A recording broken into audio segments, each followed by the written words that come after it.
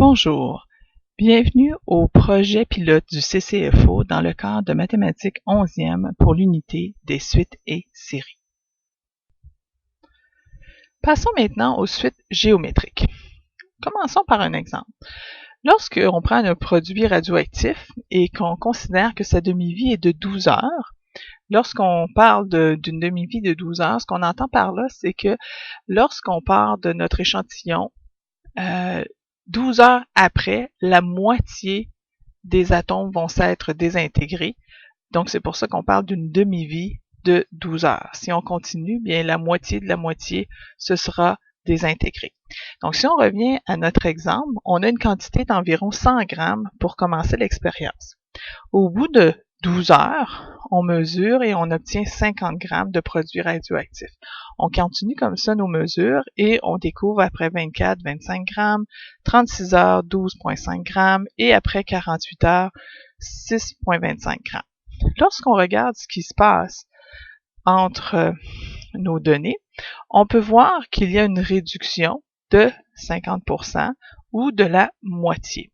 Donc, lorsque l'on fait le calcul, on prend toujours le deuxième terme divisé par le premier terme, ce qui nous donne un rapport de 1/2. On peut prendre la paire suivante et à ce moment-là, on obtient 25 divisé par 50 qui nous donne aussi un rapport d'1/2. Ce rapport est très important parce qu'évidemment, on va regarder avec deux valeurs consécutives si celui-ci est constant. Puis à ce moment-là, on peut l'appeler la raison. La raison est justement ce fameux rapport constant qui fait que de fois en fois, on va obtenir 1/2. Donc la valeur, pas la valeur, mais la variable que l'on va utiliser pour le représenter, ça va être le petit r. Et de façon générale, finalement, le calcul que l'on est en train de faire est le suivant. C'est que l'on prend le Tn et on divise par le terme précédent, donc n-1, et ceci nous donne notre raison. Donc, une suite comportant une telle raison entre ces termes consécutifs est appelée une suite géométrique. Tout comme la suite arithmétique, on va arriver à une formulation générale de cette suite-là. Et on sait que, comme dans la suite arithmétique, le premier terme va être nommé A. Donc, si on prend la peine, on va pouvoir définir notre premier terme comme étant A, comme on l'avait fait avec la suite arithmétique. Cependant, lorsqu'on va regarder ce qui se passe avec le deuxième terme, bien là, à ce moment-là, il va avoir été multiplié une fois par la raison. Ensuite, le troisième terme, lui, va avoir été multiplié 2 fois par la raison. Mais là, à ce moment-là, pour indiquer ceci, on va aller placer l'indice, enfin l'exposant 2 à R, pour indiquer justement qu'on est multiplié 2 fois par cette valeur-là. Si on continue ainsi, puis on va avoir justement le AR à la 3. Ce qui nous donne nos termes. On peut avoir ici notre terme 1, notre terme 2, notre terme 3 et notre terme 4. On peut remarquer le même phénomène se reproduit, comme c'est sous-entendu ici qu'on avait 1, puis ici c'est tout comme si on avait R à la 0. Donc on peut conclure que notre terme général pour la suite géométrique peut s'énoncer de la façon suivante. Soit étant Tn, A le premier terme de la suite, R la raison de celui-ci, mais on peut voir que nos exposants ont une différence de 1 avec la valeur du terme. Donc, on va utiliser la même astuce qu'on avait utilisée pour la suite arithmétique. Donc, on va utiliser n-1. Donc, on a le premier terme.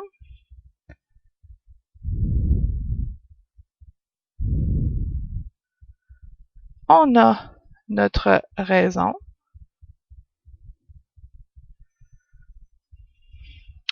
Et l'exposant correspond à, donc ça c'est notre exposant, à n-1. Maintenant, essayons de trouver les raisons de chacune des suites suivantes. Donc, ce que l'on fait, on va aller utiliser, on peut utiliser deux termes consécutifs, donc on peut utiliser les deux premiers. Donc, si on a 4 divisé par 1, ça va nous donner 4.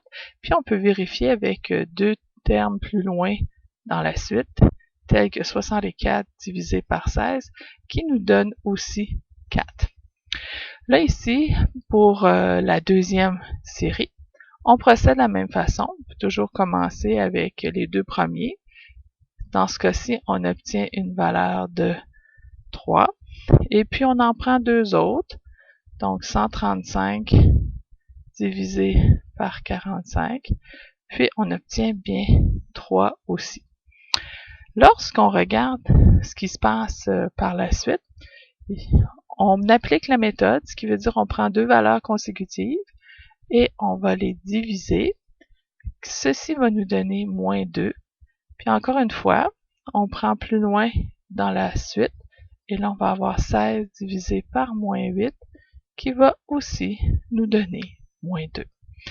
Donc la raison pour la dernière était bien de moins 2. On vous demande ici de trouver le sixième terme de cette suite géométrique-là. Si on part, on a 1, 2, 4. Donc, je reprends 2, 4 et 8. Donc, on peut regarder ce qui se passe. Donc, ici, on a eu un x2, puis le x2 se répète de nouveau. Donc, on pourrait continuer ainsi. Donc, on nous veut notre sixième terme. Donc, ça va être 5 et ça va être 6. Donc, si on fait x2, on va avoir 16 et on va avoir 32. Fait qu'ici, on peut poursuivre notre suite pour aller chercher la valeur désirée. Dans le cas suivant, on nous demande de trouver la valeur de T8, donc le huitième terme. Vous avez remarqué, on a utilisé de nouveau la notation fonctionnelle qui est valable aussi pour les suites géométriques. Donc ici, si on cherche T8, on va aller remplacer le n par 8, ce qui va nous donner à ce moment-là 4 à la 7.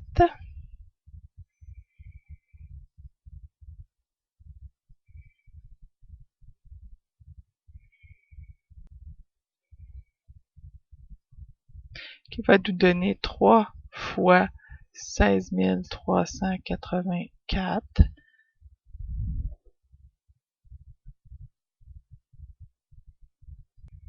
pour un grand total de 49 152. 49 152. On passe maintenant au deuxième. Donc là, cette fois-ci, si on cherchait pour le huitième terme, c'est f de 8. Donc, moins 7 fois 2 à la 8 moins 1, ce qui représente moins 7 fois 2 à la 7. Donc, moins 7 fois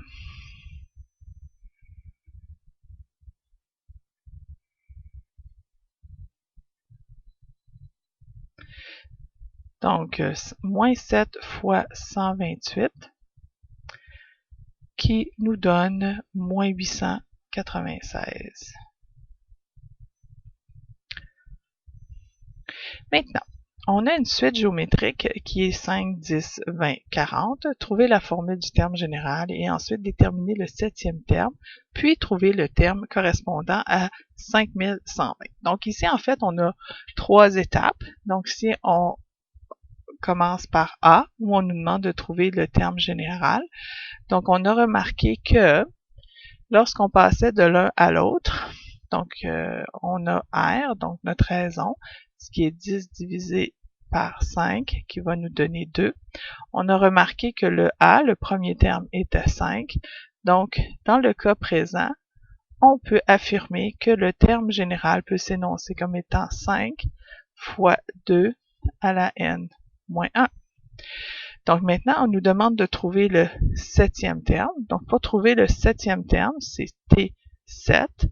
on utilise la formule générale que l'on vient de trouver, donc 5 fois 2 à la 7 moins 1, que l'on peut développer comme étant 5 fois 2 à la 6, donc 5 fois 64, qui va nous donner 320. Ensuite, on nous demande de trouver à quel terme correspond la valeur de 5120. Donc, si on part de notre formule générale, ce qu'on nous a donné comme information à ce point-ci, c'est la valeur finale. Donc, le 5120 va ici, et ce que l'on cherche, c'est la valeur de n. Donc, pour trouver la valeur de n, on va isoler en commençant par diviser par 5 de chaque côté, ce qui va nous donner 1024 qui va être égal à 2 à la n moins 1. Là, ici, on se retrouve dans une situation où on ne peut pas aller plus loin à moins de transformer le 1024 sous une forme exponentielle à base 2. Donc, le 1024, on va pouvoir l'énoncer comme étant 2 à la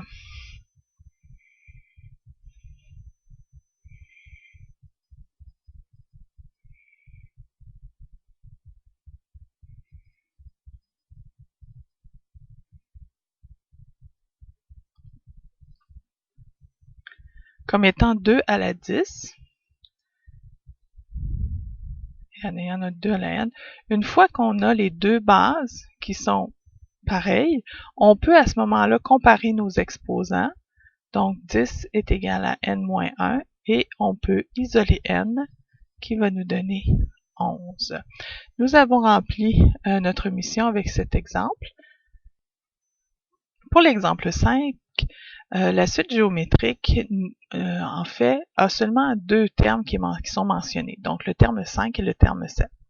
Pour pouvoir trouver les deux premiers termes ainsi que le terme général, ce qu'on peut faire, c'est qu'on peut, à partir de la forme générale, arriver avec deux équations. Donc, si on transforme le terme 5, donc le terme 5, lui, est égal à 1050, A, on ne le connaît pas, R non plus, mais on sait que le 1050 correspond au cinquième terme. Donc, on peut remplacer le n par 5 et avoir ainsi une expression pour notre cinquième terme en termes de A et de R. On fait la même chose avec le terme 7, donc 26 250 est égal à AR, puis là, cette fois-ci, c'est le terme 7, donc on sait que le n vaut 7. On peut remplacer dans la formule et obtenir ceci, donc A à la R 6. Donc ça, c'est notre première équation et ça, c'est notre deuxième équation. Maintenant, on peut observer le rapport, donc le rapport qui était pour deux termes consécutifs. Donc, puisqu'on cherche le R, ça se porte bien. Donc, si on prend le 26 250 divisé par 1050, bien, ça devrait être proportionnel au AR6 divisé par AR à la 4. Donc, on simplifie ça, ça nous donne 25. On peut voir que nos A se simplifient et que nos exposants vont être eux aussi simplifiés. Il nous reste R à la 2. Donc, deux possibilités, parce que lorsqu'on va extraire la racine carrée de 25, on va se retrouver avec deux possibilités. Ensuite, il nous reste à déterminer A. Donc, si on prend 1050 qui est égal à AR à la 4 et qu'on remplace notre R par 5 à la 4, on va prendre le 5 positif pour commencer. Notre A devrait donc être égal à 1050 divisé par 625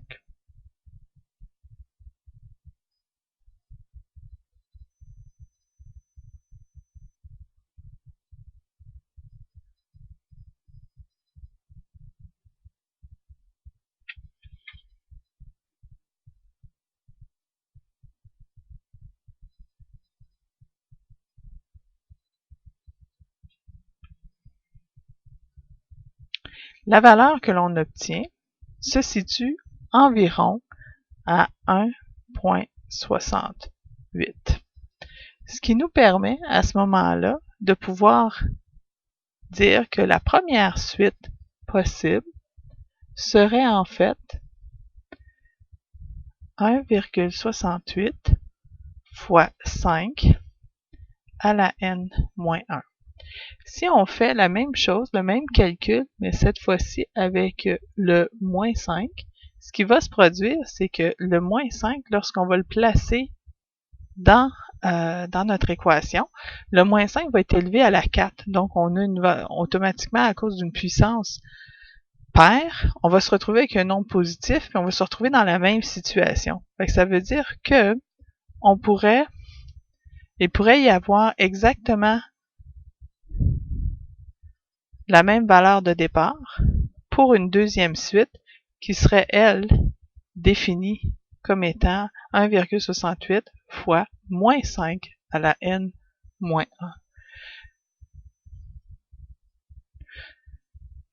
Donc, si on déterminait les premiers termes de chacune de ces suites-là, donc ça c'est notre première suite, ça c'est notre deuxième suite.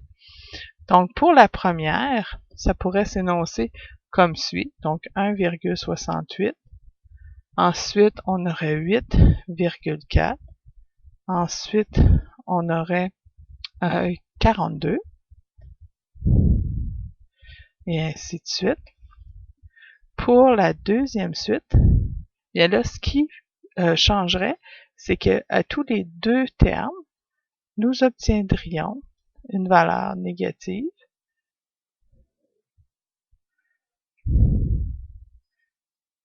Mais en bout de ligne, on pourrait arriver à notre 5120. Maintenant, quel genre de situation pouvons-nous rencontrer avec les problèmes de mots? Ici, nous avons un collectionneur, des collectionneurs de timbres, donc des numismates et des philatélistes, qui, eux, espèrent évidemment que leur collection va prendre de la valeur. Donc, si on prend l'exemple d'un des timbres qui vaut aujourd'hui une vingtaine de dollars pour une édition spéciale, et on suppose que sa valeur va s'accroître de 12% par an, combien vaudrait-il dans 7 ans? Donc ici, il y a beaucoup d'informations, puis il va falloir la traiter. Donc, quand on parle qu'aujourd'hui, la valeur du timbre est de 20 $, donc ça devient notre valeur initiale, qui se trouve à être notre A. On a ensuite, combien est-ce que ça vaudra dans 7 ans? Donc ici, on cherche finalement T7. Donc ça, c'est le but de l'opération. Puis là, on a notre 12%. Le 12%, lui, on ne peut pas l'utiliser directement. Il faut justement le mettre sous la forme de son facteur. Et pour ce faire, c'est qu'on doit prendre 1 et on doit ajouter la valeur décimale du pourcentage pour avoir justement notre R, donc notre raison, qui dans ce cas-ci va être 1,12. Et là, à ce moment-là, on peut écrire notre formule générale qui est de 20 fois le 1,12 à la n-1. Si on veut maintenant calculer notre T7, bien, il nous reste seulement qu'à entrer nos valeurs au bon endroit. Ce qui veut dire que T7 sera 20 fois 1,12 à la 6, donc 1,12 à la 6 multiplié par 20, ce qui nous amène à une valeur finale de 39,48. Donc, la conclusion ici, donc de ne pas oublier de faire une belle phrase qui dira que le timbre, après 7 ans, vaudra 39,48 $.